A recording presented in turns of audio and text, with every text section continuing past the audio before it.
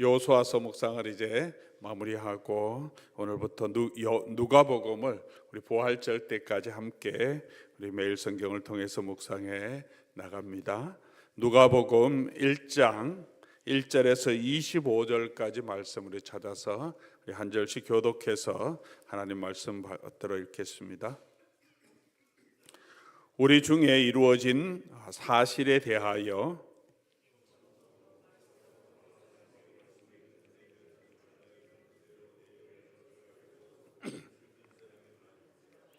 그 모든 일을 근원부터 자세히 미루어 살핀 나도 데오빌로 각하에게 차례대로서 보내는 것이 좋은 줄 알았노니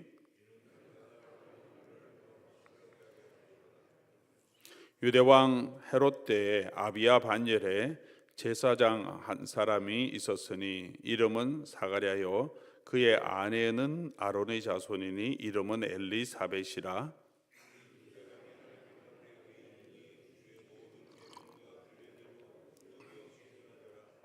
엘리사벳이 잉태를 못함으로 그들에게 자식이 없고 두 사람의 나이가 많더라.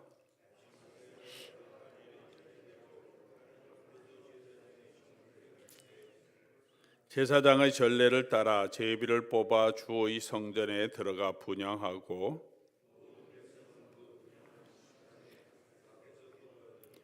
주의 사자가 그에게 나타나 향단 우편에 선지라. 천사가 그에게 이르되 사가랴여 무서워하지 말라. 너의 간구함이 들린지라. 내 아내 엘리사벳이 내게 아들을 낳아 주리니 그 이름을 요한이라 하라.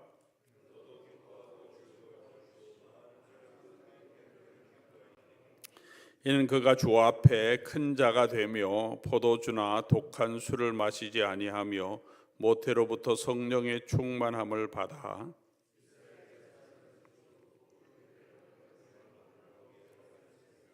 그가 또 엘리야의 심령과 능력으로 주 앞에 먼저 와서 아버지의 마음을 자식에게 거스르는 자를 의인의 슬기에 돌아오게 하고 주를 위하여 세운 백성을 준비하리라.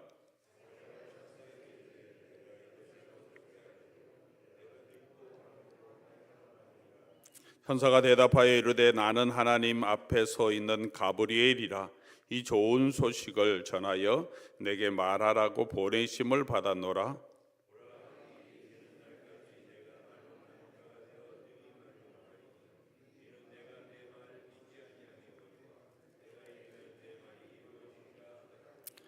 백성들이 사가랴를 기다리며 그가 성전 안에서 지체함을 이상히 여기더라.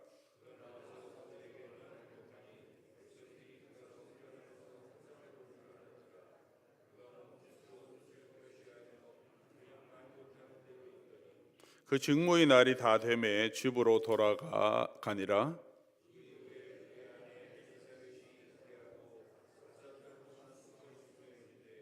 같이 읽습니다. 주께서 나를 돌보시는 날에 사람들 앞에서 내 부끄러움을 없게 하시려고 이렇게 행하심이라 하더라.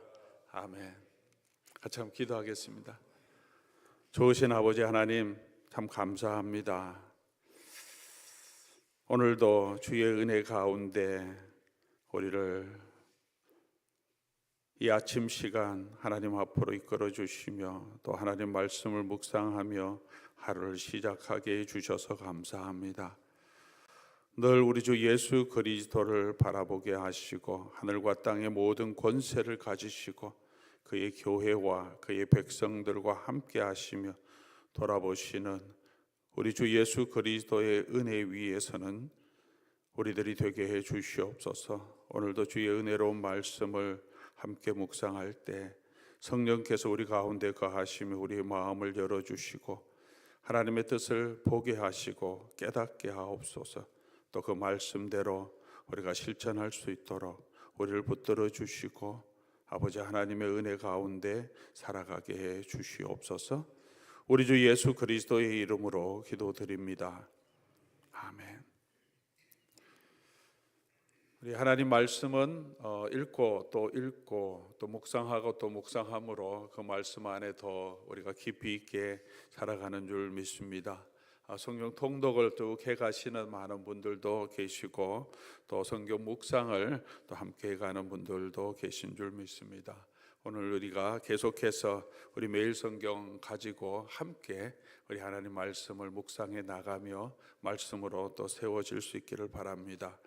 이제 어제까지 여호수아서 묵상을 마쳤습니다. 여호수아는 시작할 때부터 하나님께서 여호수아에게 하시는 권면의 말씀, 격려의 말씀으로 시작했습니다.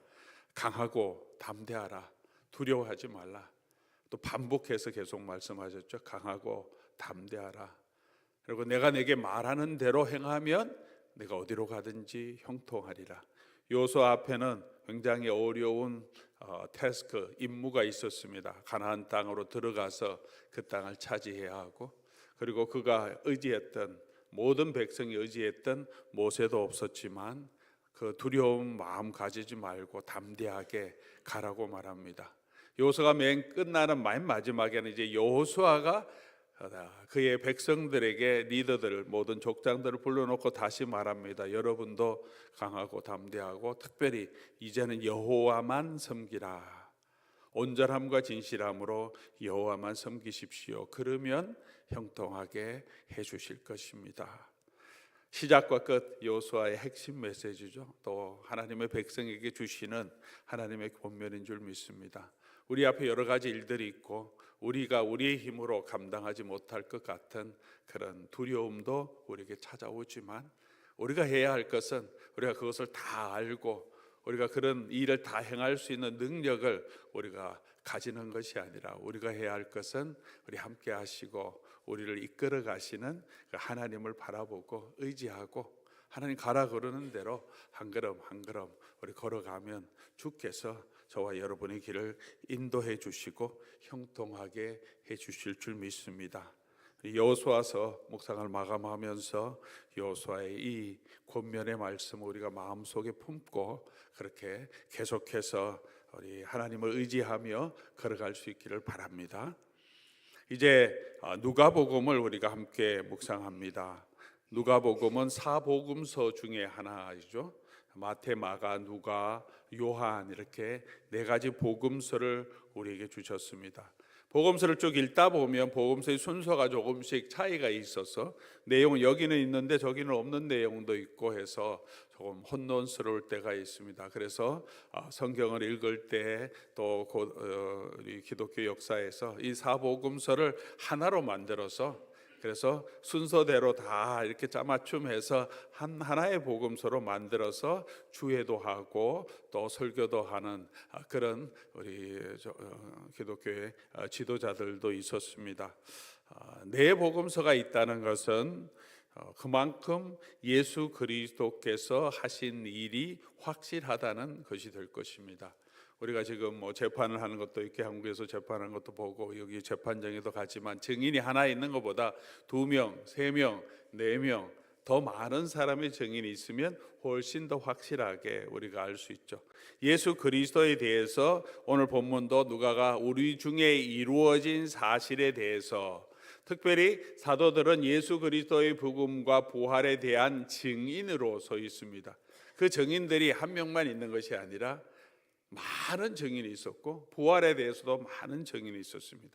예수 그리스도의 사상, 우리 삶, 그리고 그가 가르침, 그가 하신 행적, 그리고 죽음과 부활에 대해서 사복음서가 있다는 것은 더 확실하게 예수님께서 하신 일이 사실임을 우리에게 말씀해 주고 있습니다. 또한 사복음서가 거의 같은 예수님을 다루고 있지만 그럼에도 불구하고 각 복음서마다 예수님을 바라보고 또 이해하는 부분이 조금씩 다르므로 네 복음서가 예수 그리스도를 우리에게 보여주므로 예수님에 대해서 우리가 더 풍성하게 이해할 수 있습니다. 저에 대한 기억이 아마 여러분 각자가 조금씩 다를 겁니다. 제 아내가 기억하는 저의 모습과 장로님들이 기억하는 저의 모습, 또 우리 권사님들, 집사님들이 기억하는 모습이 다른데, 박일용 목사가 누구냐 할 때 한 사람의 증언보다는 다양한 사람들의 증언을 들으면 이 사람의 모습이 정말 이랬구나 하는 것을 우리가 더 알 수 있었지.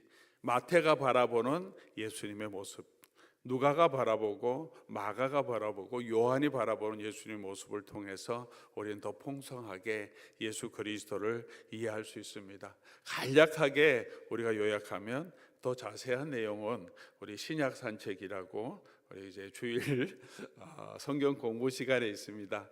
복음서 또 신약을 전체적으로 8번의 시간 동안에 자세하게 다 가르칠 수는 없지만 그래도 이 신약 성경 전체 안에 흐르는 하나님의 구원의 역사를 관점에서 신약 성경의 모든 내용들을 함께 살펴보는 시간이 있습니다. 여러분, 우리 하셨더라도 다시 등록하셔도 되고 우리 함께 등록하셔서 우리 함께 말씀으로 세워가면 좋겠습니다.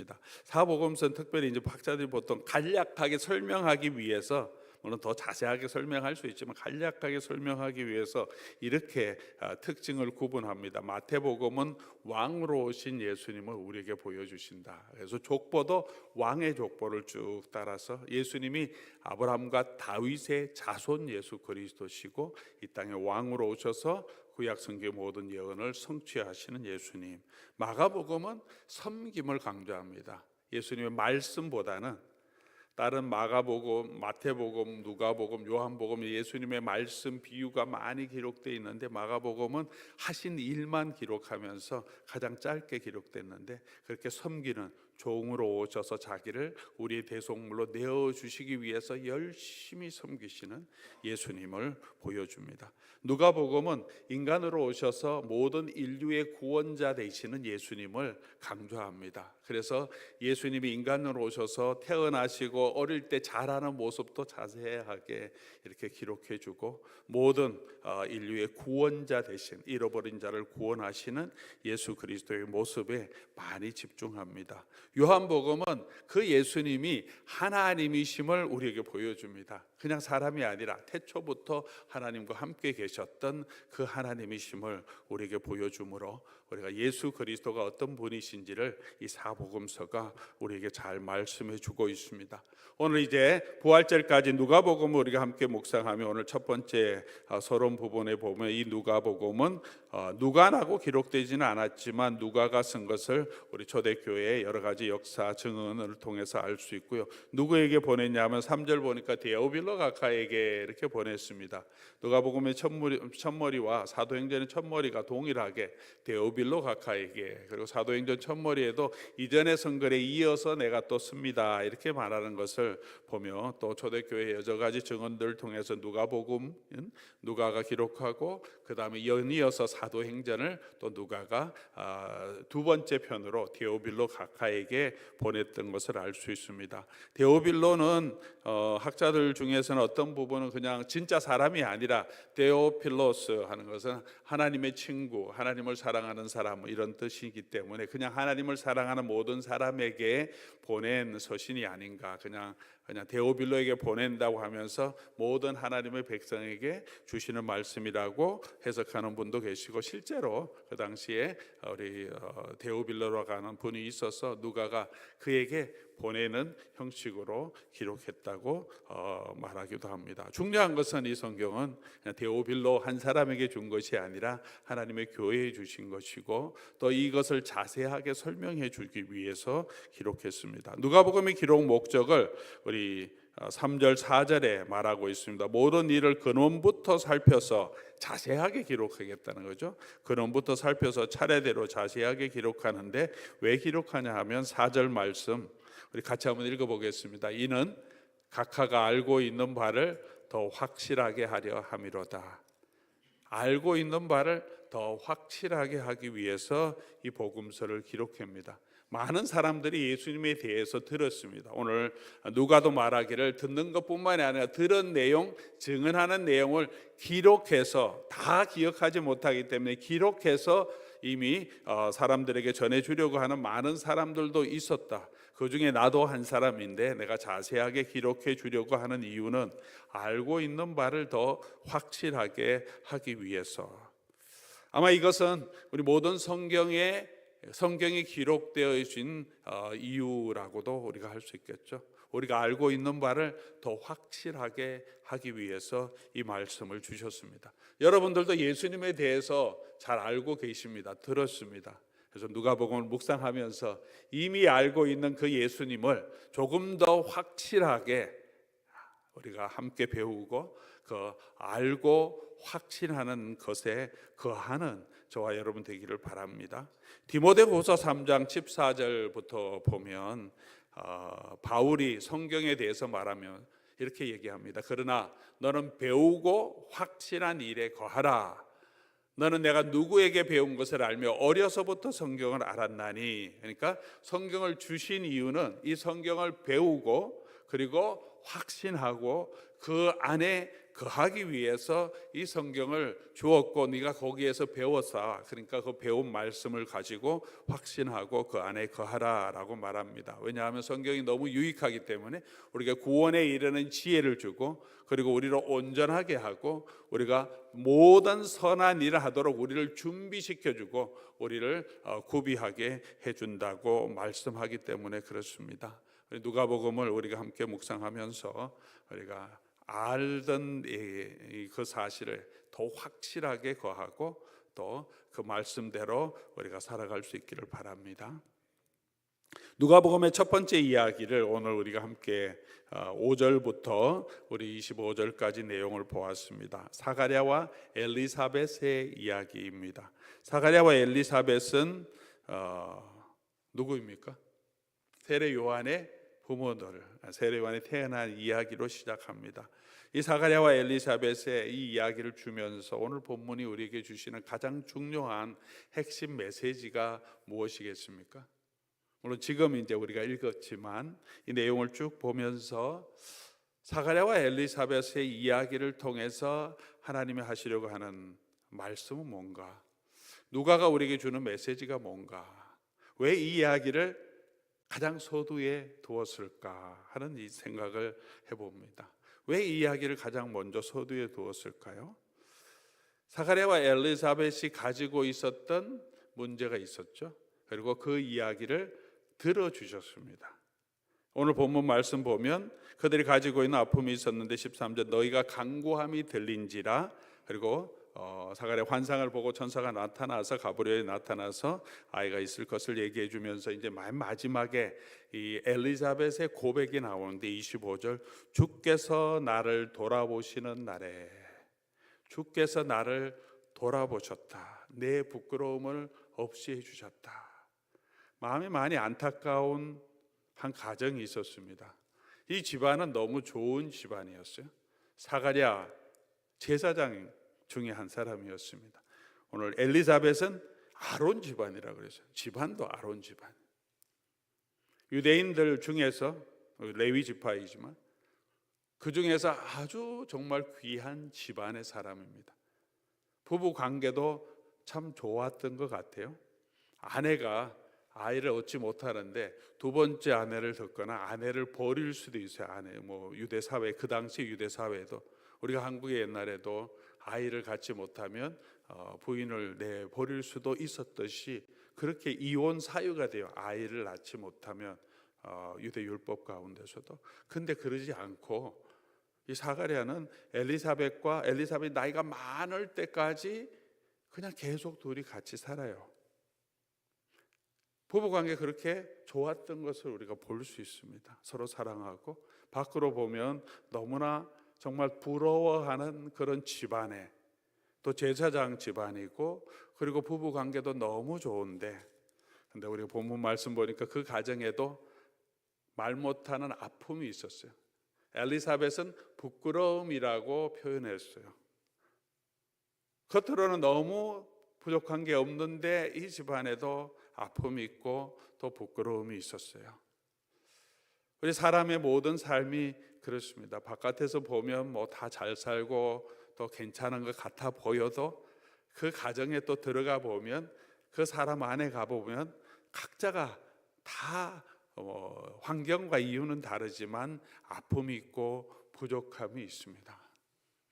아마 이것은 실제적으로 사가랴와 엘리사벳의 가정에 있었던 자녀가 없어서 그들이 가지고 있었던 마음의 너무 허전함, 아픔 그리고 정말 부끄러움 이런 것들도 될 수 있겠지만 영적으로 우리 모든 사람들이 가지고 있는 영적인 실존이라고도 보여줍니다. 이 땅에 살아가고 있는 많은 사람들은 누가가 그 이야기를 하지, 이 땅에 있는 모든 사람, 모든 아담의 자손들은 다 구원이 필요한 존재고, 탕자, 잃어버린 탕자, 누가복음 15장에 나오죠. 잃어버린 탕자만 탕자가 아니고 집에 있는 이 아들도 탕자다.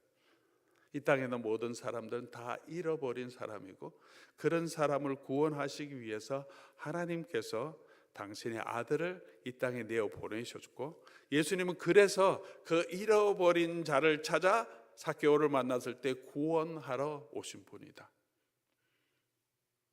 의인에게는, 건강한 사람에게는 의인이 그 의사가 필요 없고, 병든 자에게 의원이 필요하다. 누가 건강한 사람이고 누가 병든 자인가? 성경 전체, 우리 누가복음 전체 관점에서 보면 모든 사람이 다 하나님 앞에서 병든 자이고 잃어버린 자이고 탕자인데, 그걸 깨닫는 사람이 있고 깨닫지 못하는 사람이 있어요. 바리새인처럼 자기는 의롭다고 자기 하는 종교 행위를 가지고, 11조 드리는 걸 가지고, 경건 생활을 가지고, 금식하는 것을 가지고 자기가 의롭다 하면서 하나님 앞에 서 있는 사람은 하나님께서 그를 의롭다 하지 않으신다. 나는 죄인입니다 라고 기도하는 세리의 기도를 들으시고 한다는, 이 사람이 참 의로운 사람이다 라고 말씀해 주신 내용도 누가복음에 있는 내용입니다. 하나님께서 이 사가랴와 엘리사벳 집에 이 세례 요한을 보내주시고, 나중에 우리가 묵상하게 되겠죠. 세례 요한이 이제 태어나게 되죠. 태어나면서 그 축복의 노래를 사가랴가 부르는데, 사가랴가 이 세례 요한을 통해서 하는 일들이 뭐냐? 오늘 본문에도 나오지만 세례 요한을 통해서 하나님께서 하신 일이, 우리 하나님이 긍휼로 인함이라. 이는 돋는 해가 위로부터 우리에게 임하여 어둠과 죽음의 그늘에 앉은 자에게 비치고 우리 발을 평강의 길로 인도하시리로다. 이 아이를 통해서, 이 아이가 소개하는 예수님, 하나님의 길을 예비함을 통해서 하나님이 하시는 일이 뭐냐 하면, 죽음과 어둠의 그늘에 앉은 자들에게 치료의 빛을 비춰주는 그 일을 하실 것이다.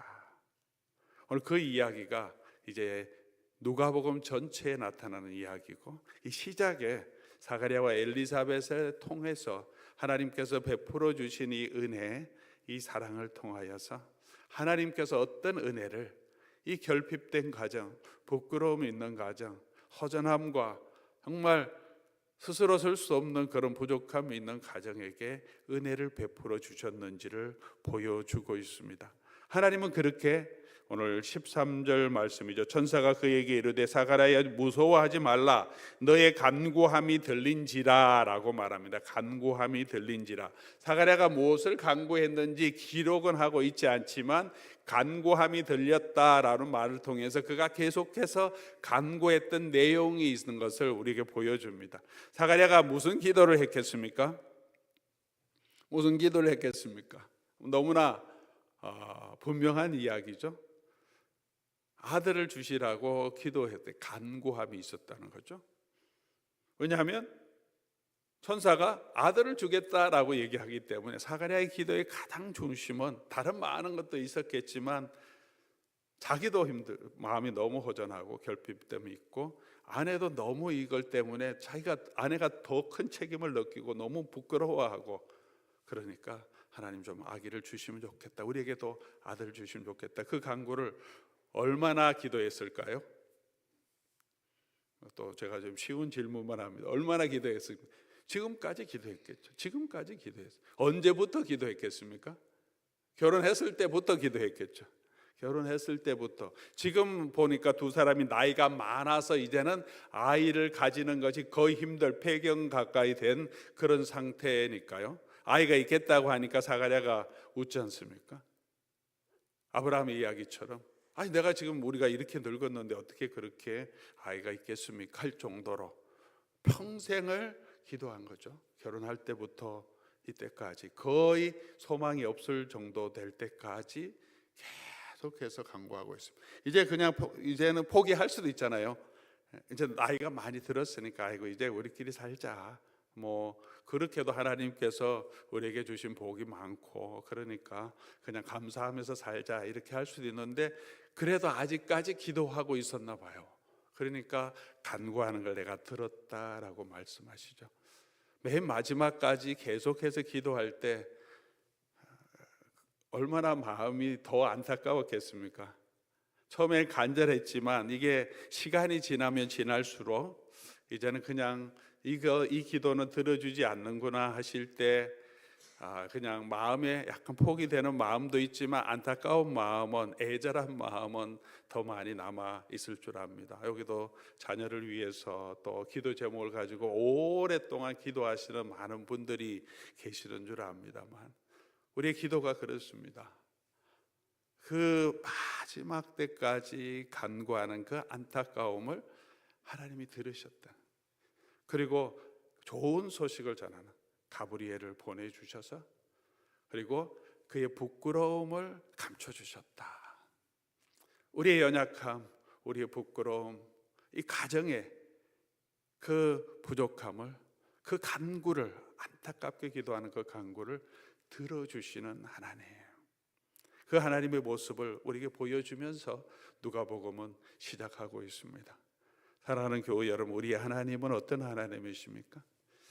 우리의 기도를 들으시는 하나님, 그리고 우리의 간구를 돌아보시고 우리의 부끄러움을 덮어주시는 하나님이십니다. 하나님을 바라보며 우리가 오늘도 같이 우리의 기도 제목을 가지고 하나님 앞에 간구할 수 있기를 바랍니다. 이 엘리사벳과 사가랴에게 주신 그 하나님의 축복은 그들이 기도했던 것보다 더 큰 축복이었습니다. 그들은 그냥 아들만 달라고 기도했을 겁니다.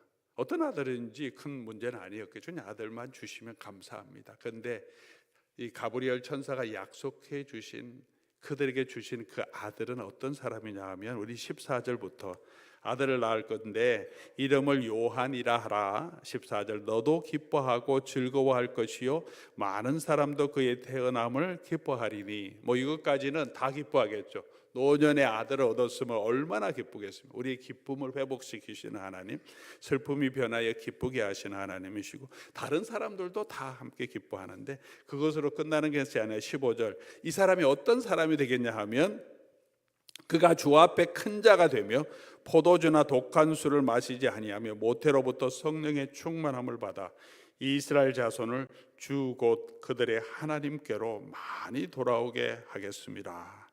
그가 또 엘리야의 심령과 능력으로 주 앞에 먼저 와서 하나님의 마음을 자식에게 거스르는 자를 의인의 슬기에 돌아오게 하고 주를 위하여 세운 백성을 준비하리라. 얼마나 큰 축복입니까? 이 아이가 성령의 충만함을 받는 아이가 될 거고 어려서부터, 그리고 이 아이가 많은 사람을 하나님께로 주께로 돌아오며 주의 길을 준비하는 그런 선견자로서 이 아이가 쓰임 받게 될 거다. 그들이 기도했던 것은 그냥 아들만 주시면 했는데 하나님께서 이 가정에게 주신 축복은 그들의 기도보다 훨씬 상상할 수 없는 큰 축복으로 하나님께서 갚아주셨다라고 성경은 보여주고 있습니다. 우리가 간구하는 것들이 있고 또 그것이 다 이루어지지 않는 것 같지만 하나님께서는 우리가 간구하는 대로 다 이루어지지 않으실지라도 우리가 기도하는 것보다 더 크게 더 풍성하게 저와 여러분에게 하나님이 약속해 주실 것입니다. 또 그 복을 저와 여러분에게 주실 줄 믿습니다. 우리가 이 땅을 살아가는 동안에 또 하나님의 축복을 이 땅에서 다 온전하게 누리지 못할지라도 하나님께서 우리에게 약속해 주신 영원한 기업은 우리가 상상할 그 상상을 뛰어넘는 큰 축복으로, 위로로 저와 여러분의 수고로부터 쉬게 하시고 우리 눈에 눈물을 닦아주시고 우리에게 하나님의 한없는 은혜와 영광으로 채워주실 줄 믿습니다.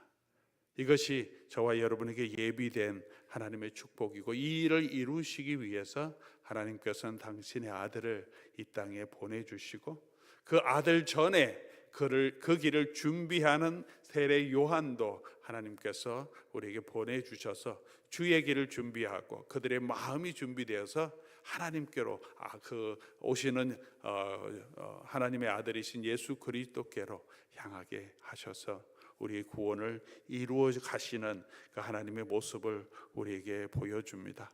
무엇이 가장 큰 축복이겠습니까? 우리 하나님을 섬길 수 있고 하나님의 성령에 충만하고 그리고 주의 길을 준비하는 것이 가장 큰 하나님이 주시는 축복인 줄 믿습니다. 사실 요한이 크게 세상적으로 성공한 그런 사람은 아니죠. 좋은 지위에 올라간 사람은 아닙니다. 그는 어려서부터 광야에 살았고 약대 털옷을 입었고 메뚜기 석정을 먹으면서 그리고 그는 나중에 그가 하는 메시지 때문에 잡혀서 감옥에 있다가 헤롯 왕의 어부딸이라고 하겠죠.